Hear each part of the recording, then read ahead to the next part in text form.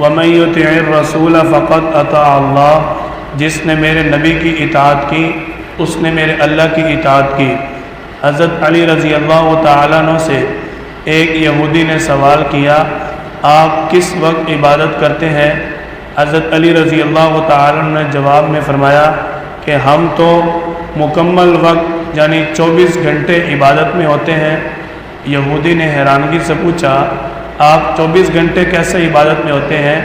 حضرت علی رضی اللہ تعالیٰ نے جواب دیا کہ پیارے نبی صلی اللہ علیہ وسلم نے فرمایا کہ جو شخص میری سنت کے مطابق زندگی گزارے گا، ہر کام سنت کے مطابق کرے گا تو وہ کام بھی اس کا عبادت بن جائے گا۔ تو ہم ہر کام اپنے نبی صلی اللہ علیہ وسلم کی سنت کے مطابق کرتے ہیں، اس لیے ہمارے 24 گھنٹے عبادت ہے۔ مثال کے طور پہ ہم اگر کھانا کھاتے ہیں تو کھانے سے پہلے ہم اپنے پیغمبر صلی اللہ علیہ وسلم کی بتائی ہوئی مسنون دعا بسم اللہ و برکت اللہ پڑھتے ہیں۔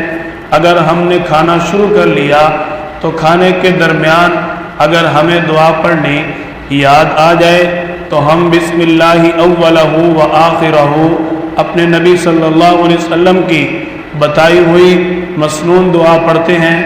اگر ہم نے کھانا کھا لیا تو کھانا کھانے کے بعد کی دعا الحمدللہ الذی اطعمنا وسقانا وجعلنا مسلمین ہم پڑھتے ہیں، اور ہم کھانا کھاتے ہوئے ان تمام آداب کا خیال رکھتے ہیں جو ہمارے پیارے نبی صلی اللہ علیہ وسلم نے ہمیں بیان فرمائے، یعنی دائیں ہاتھ سے کھانا اور کھانا کھاتے ہوئے 2 زانوں ہو کر بیٹھنا یا 1 زانوں ہو کر بیٹھنا، اس کا اہتمام کرنا، یہ میرے نبی صلی اللہ علیہ وسلم کی سنت ہے۔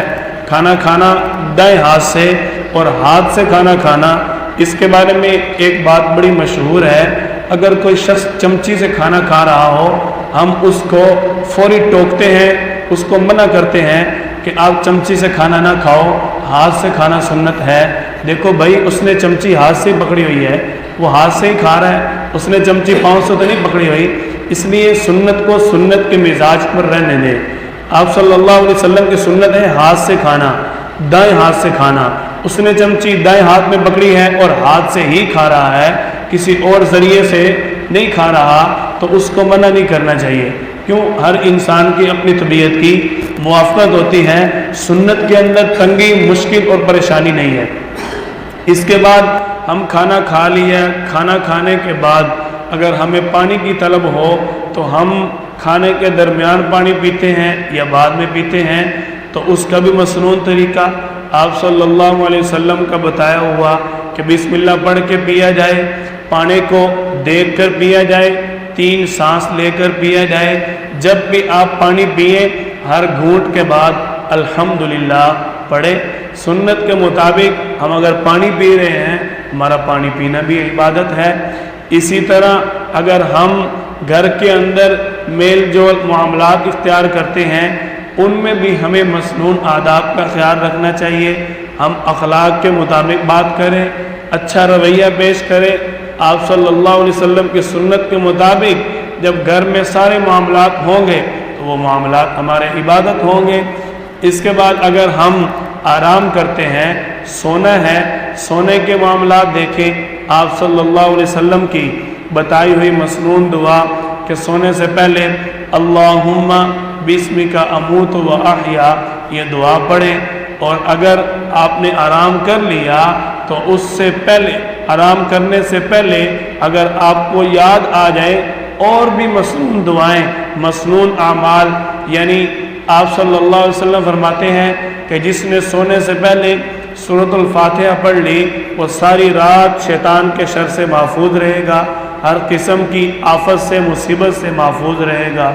اگر ایک شخص نے سونے سے پہلے آیت الکرسی پڑھ لی یا سورۃ البقرہ کی آخری جو آیات ہیں ان کو پڑھ لیا، اس کی برکت سے ساری رات اللہ تعالیٰ اس کے گھر کی حفاظت کریں گے، اس کی حفاظت کریں گے، اس کی تمام چیزوں کی ساری رات حفاظت رہے گی۔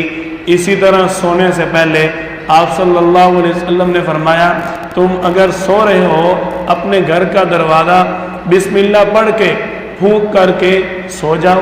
اپنے گھر کے جو برتن ہیں، اگر تمہارے پاس ان کو ڈھانپنے کے لیے کوئی چیز نہیں ہے، تم ان کو بسم اللہ پڑھ کے کم از کم ان کے اوپر ایک لکڑی کا ٹکڑا ہی رکھ دو، اس سے تمہارے برتن جو ہیں وہ ہر قسم کی بیماری سے، پریشانی سے، جراثیموں سے بچے رہیں گے۔ دیکھو ہماری ساری زندگی عبادت ہے۔ اسی طرح اگر ہمیں کوئی تقاضا پیش آتا ہے، بندہ بیت الخلاء میں جا رہا ہے، آپ صلی اللہ علیہ وسلم کی بتائی ہوئی مسنون دعا ہے، بیت الخلاء میں جانے سے پہلے دعا پڑھے، بسم اللہ اللہم انی اعوذ بک من الخبث والخبائث، کہ اے اللہ میں تیرے نام کے ساتھ ہر قسم کی بلا سے، آفت سے، مصیبت سے، پریشانی سے پناہ چاہتا ہوں، تیری پناہ میں، حفاظت میں آتا ہوں۔ کیوں؟ اب بندہ ایسی جگہ پر جا رہا ہے جہاں پر شیطانی مخلوق بھی ہے، ہوائی مخلوق بھی ہے، جہاں پر ناپاکی اور گندگی کا ڈیرا ہے، وہاں پر خدشہ ہے کہ یہ پریشانیاں بندے کے ساتھ لاحق ہو جائیں۔ بسا اوقات ایسے ہوتا ہے اگر کوئی شخص بیت الخلاء میں گیا، اس نے دعا نہیں پڑھی اور بیت الخلاء سے نکلا تو اس کو اثرات ہو جاتے ہیں، آسیب، سایہ وغیرہ ہو جاتا ہے۔ اس کی وجہ یہی بنتی ہے کہ اس نے مسنون دعا نہیں پڑھی اور وہاں پر بری مخلوقات کا ڈیرا تھا، ان کو اس بات سے تکلیف ہوئی، کوفت ہوئی، وہ اللہ سے نہیں ڈرے، اس نے دعا جو نہیں پڑھی تھی، اس کی وجہ سے اس پر ان چیزوں کا اثر ہو جاتا ہے۔ اب اگر آپ بیت الخلاء میں گئے، بیت الخلاء سے تقاضا پورا کر کے نکلنے کی دعا پڑھے، غفرانک الحمدللہ الذی اذھب عنی الاذی وعافانی۔ دیکھو بیت الخلاء سے نکل رہے ہیں، ہم نے کوئی گناہ کیا بیت الخلاء میں، ہم اللہ سے بیت الخلاء سے نکل کے غفرانک مغفرت کیوں طلب کر رہے ہیں؟ اس کی حکمت بھی سمجھیں۔ ہم بیت الخلاء میں گئے، یہ تقاضا ہمارے ساتھ کس نے لگایا؟ اللہ تعالیٰ نے۔ تو اب ہم اللہ سے معافی کیوں مانگ رہے ہیں؟ اس کی حکمت یہ ہے کہ بیت الخلاء ایسی جگہ ہے جہاں پر جتنا بھی بندہ نیک ہو، جتنا بھی عبادت گزار ہو، وہاں پر اس کو عبادت کی طرف توجہ کرنے کی یا اس کو وہاں کسی قسم کا ذکر و اذکار کرنے کی اجازت نہیں ہے۔ تو بندہ نکل کر اللہ سے یہی دعا کرتا ہے کہ یا اللہ میں وہاں پر تیرے نام سے، تیری یاد سے غافل رہا اور وہاں مجھے اجازت نہیں تھی، اس چیز پر بھی میں عاجزی کا اظہار کرتا ہوں، آپ سے معافی مانگتا ہوں کہ میں آپ کے ذکر سے غافل رہا۔ اس کے بعد بندے کو معاملات پیش آتے ہیں، مسجد میں جا رہا ہے، مسجد میں جانے سے پہلے کی دعا پڑھے، اللہم افتح لی ابواب رحمتک، اپنا دایاں پاؤں مسجد کے اندر داخل کرے، مسجد کے اندر رہتے ہوئے سنت کے مطابق مسجد کے آداب کا خیال رکھے۔ مسجد کے آداب کتنے اہم ہیں، ایک واقعہ پیش کرتا ہوں۔ صحیح بخاری کے اندر حضرت عمر بن خطاب رضی اللہ تعالیٰ عنہ کا یہ واقعہ موجود ہے کہ حضرت عمر رضی اللہ تعالیٰ عنہ کے دور مبارک میں ایک شخص دیہاتی مسافر تھا، مسجد میں آیا اور آ کر اونچی آواز سے بات کرنے لگا۔ حضرت امیر المؤمنین رضی اللہ تعالیٰ عنہ نے اپنے صحابی کو فرمایا کہ جاؤ اس کو میرے پاس بلا کے لے کے آؤ، اس کو پتہ نہیں ہے یہ مسجد ہے، اللہ کا گھر ہے۔ تو جب بلایا گیا حضرت عمر رضی اللہ تعالیٰ عنہ نے فرمایا اس کو کوڑے لگاؤ، اس کو لٹا کے اس کی مرمت کرو، اس کو پتہ نہیں ہے مسجد ہے، اللہ کا گھر ہے، یہاں صرف اللہ کے نام کو بلند کیا جائے گا، اس کے علاوہ کسی قسم کی اجازت نہیں ہے۔ وَأَنَّ الْمَسَاجِدَ لِلَّهِ فَلَا تَدْعُوا مَعَ اللَّهِ أَحَدًا، مسجد کے اندر اللہ کے علاوہ کسی کو پکارنے کی اجازت نہیں ہے۔ یہ بھی تو کہا جا سکتا تھا کہ مسجد کے اندر اللہ کی بات کے علاوہ کوئی بات کرنے کی اجازت نہیں ہے۔ یہ کیوں فرمایا کہ پکارا نہیں جا سکتا؟ کیونکہ جو پکار ہوتی ہے وہ ہمیشہ بلند ہوتی ہے۔ پکار کیا ہوتی ہے؟ بلند، اور بات بندہ نرمی سے بھی کر لیتا ہے، بلند آواز سے بھی کر لیتا ہے۔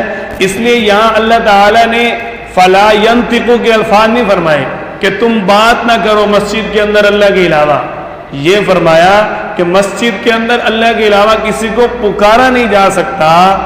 یعنی پکارنا ہے، اللہ کو پکارو، آہستہ پکارو یا اونچا پکارو، اللہ کو اونچا پکارنے کی اجازت ہے۔ آپس میں اگر تم کسی کو اونچا پکارو گے تو پھر یاد رکھو کوڑے لگنے ہیں۔ امیر المؤمنین رضی اللہ تعالیٰ عنہ کا یہ حکم ہے، یہ ان کی سنت ہے۔ دیہاتی عرض کرنے لگا، اے امیر المؤمنین، میں مسافر تھا، دیہاتی ہوں، مجھے پتہ نہیں تھا کہ مسجد کے آداب کیا ہوتے ہیں، مجھے معاف کر دیں۔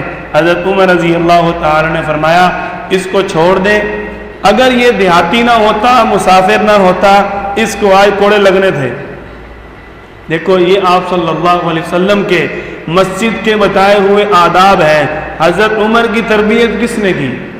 آپ صلی اللہ علیہ وسلم نے۔ تو یہ سارے جو آداب ہیں، مسنون چیزیں، اگر ان کو ہم اپنائیں ہماری ساری زندگی سکون سے بھر جائے۔ اسی طرح مسجد سے اگر آپ نکل رہے ہیں تو مسجد سے نکلتے ہوئے اپنا الٹا پاؤں باہر رکھیں۔ اللہم انی اسألک من فضلک ورحمتک، یہ دعا پڑھیں۔ آپ دعا پڑھنے کے بعد اپنے گھر میں جا رہے ہیں، بازار سے گزر رہے ہیں، بازار کی دعا پڑھیں۔ لا الہ الا اللہ وحدہ لا شریک لہ لہ الملک ولہ الحمد یحیی ویمیت وہو علی کل شیء قدیر، بازار جانے کی دعا پڑھیں۔ اس کے بعد اگر آپ گھر میں داخل ہو رہے ہیں تو گھر میں داخل ہونے سے پہلے کی دعا پڑھیں۔ اللہم انی اسألک خیر المولج و خیر المخرج، بسم اللہ ولجنا بسم اللہ خرجنا وعلی اللہ ربنا توکلنا۔ اپنے گھر میں داخل ہو رہے، گھر میں داخل ہو کر سنت کے مطابق السلام علیکم ورحمۃ اللہ وبرکاتہ سلام کریں، مسکراتے ہوئے اپنے گھر میں جائیں، اپنی بیوی کا، بچوں کا حال پوچھیں۔ آپ صلی اللہ علیہ وسلم نے اپنے گھر میں خوش طبی فرمائی ہے، خوش طبی فرمائی ہے، اس سے منع نہیں ہے۔ اپنے گھر والوں کے ساتھ ہنسو، کھیلو، یہ آپ صلی اللہ علیہ وسلم کی سنت ہے۔ یہ آپ صلی اللہ علیہ وسلم کی سنتوں کا حصہ۔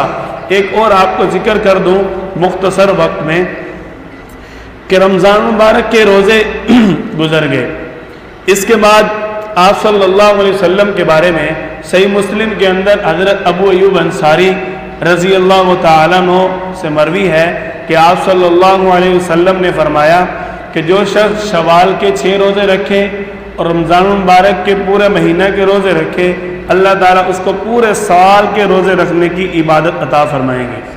اب یہ شوال کا مہینہ ہے، اس کے اندر طریقہ کار بھی سمجھ لیں۔ اس کا طریقہ، اگر کسی شخص پر رمضان کے روزے رہتے ہیں پہلے ان کو قضا کر لے، اس کے بعد شوال کے روزے رکھ لے۔ اگر کوئی شخص کہتا ہے کہ میں رمضان کے روزے سردیوں میں رکھوں گا یا بعد میں رکھ لوں گا، یہ اس کا اپنا مزاج ہے، تو وہ شوال کے روزے رکھنا چاہے رکھ سکتا ہے۔ مطلب یہ ہے کہ یہ حلال حرام کا مسئلہ نہیں ہے۔ اگر کوئی پہلے رکھنا چاہے شوال کے روزے تب بھی رکھ سکتا ہے، لیکن بہتر یہ ہے کہ رمضان کے جو قضا روزے ہیں پہلے ان کو ادا کرے۔